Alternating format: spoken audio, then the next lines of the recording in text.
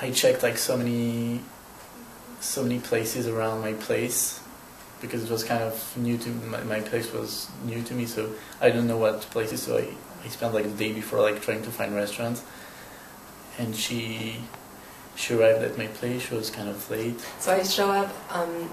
He lives in Central Park West, and I show up to like this very large, impressive brownstone, like in my like very casual clothing, like my cut-off jeans. I was like, okay, and he was on the very top floor, and I remember like being really nervous when I was in the elevator, and I was like thinking about canceling and being like, oh, I have a terrible stomach flu. Then I was like, what if he recognizes the echoes of his own elevator? And so I was like, be brave, just like go knock on his door like a normal person would. And so I did. He opened the door in his suit. I proposed her. It was the weather was nice, so I thought it would be nice to go on my rooftop. I didn't know I was not allowed to go, but and he was like, oh, let's go up to my roof. And I was like, roof. So then he went up to his roof, which was really fortunate because afterwards I think his roof access was blocked, so it was like really serendipitous moment. But we went up onto his roof and he brought like a blanket, and it was very romantic.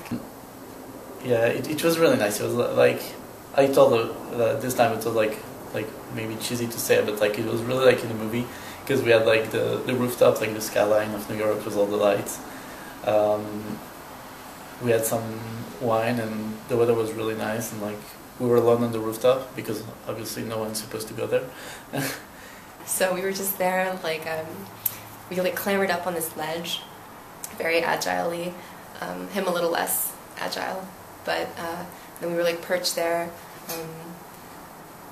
And then I was like, oh, this is romantic and nice. And then I was like, and really awkward because like I really don't know him that well. And here we are like in a very romantic setting, like overlooking the park. I think I hear like birds, I don't know. And she was really shy. She didn't even look at me. She was looking at something else. Like she was looking on the ground. She was looking on the side. And I didn't know. I didn't want to tell her that. She's like, I didn't know what she thought, like why doesn't she look at me, like, I mean, if she wants to see me again, I guess I'm not that, like.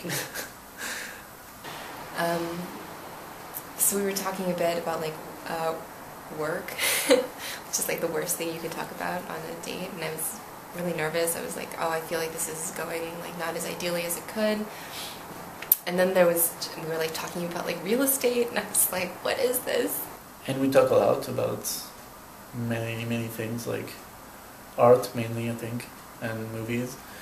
And then I was like, God damn it, Katie, you're on a roof with like a very attractive like person. And so I like turned my head,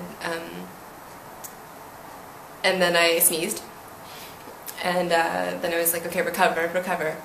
So I just like downed my whole thing of wine, and then I kissed him. Like I took her hand, because we were really close. Like we were sitting on like a little, not a stone, but like little the edge of the roof.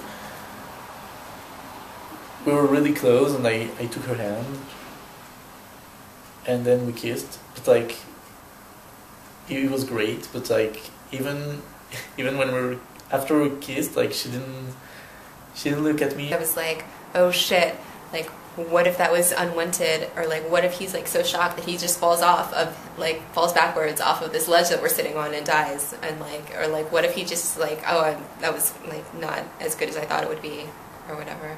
Any of those things would have been terrible, although him falling off the ledge would have been the least terrible of those three options. So